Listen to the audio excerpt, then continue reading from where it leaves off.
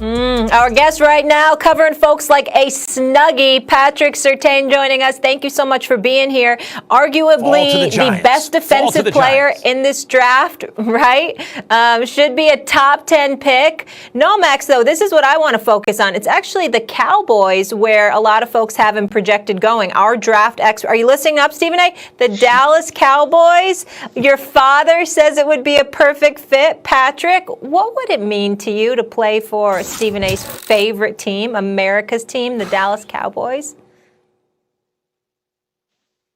Well, first of all, I think it'll mean a lot just to get drafted by any team. But Dallas, I know, is a very high coaching prize city for the Cowboys. So, I just would take the opportunity and, be thankful for it. I am talking that right now to the best cornerback in the draft. There's no question about this, what this brother brings to the table.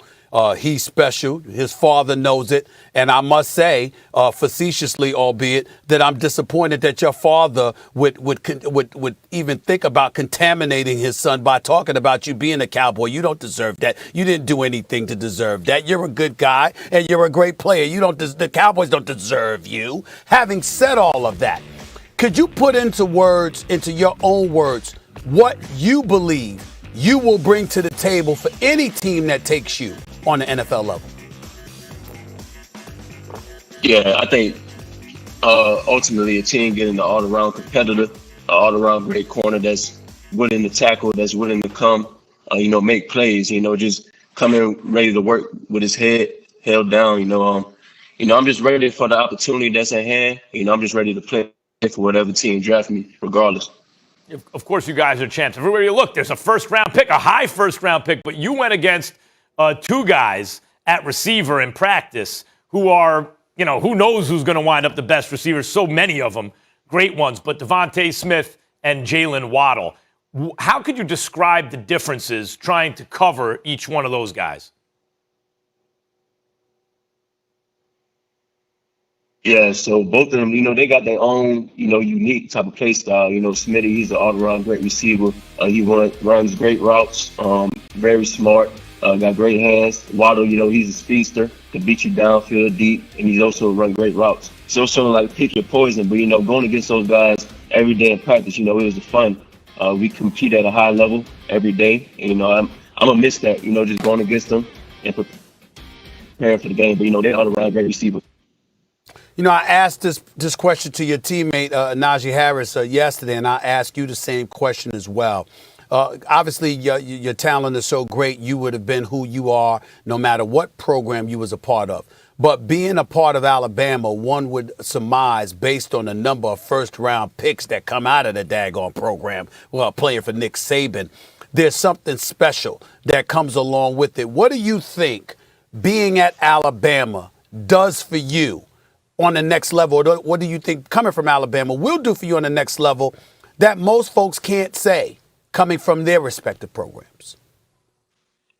Well, I think Alabama, shaped everybody up, for the next level because it's such like a professional-like atmosphere, being around a bunch of great guys, a bunch of great resources. And, I think ultimately, going through my 3 years, I can honestly say that, I've been through everything. I learned everything from the program. And, I think it just helped shape me for the next level. Honestly, just me going there as a freshman to now as a junior, I can ultimately say that, I progressed over the years, and, just building on the tremendous resources, my teammates, the coaches, the whole coaching staff. So, just going through there and understanding what the type of work ethic, the type of program that's ran there, I think will help me shape for the next level.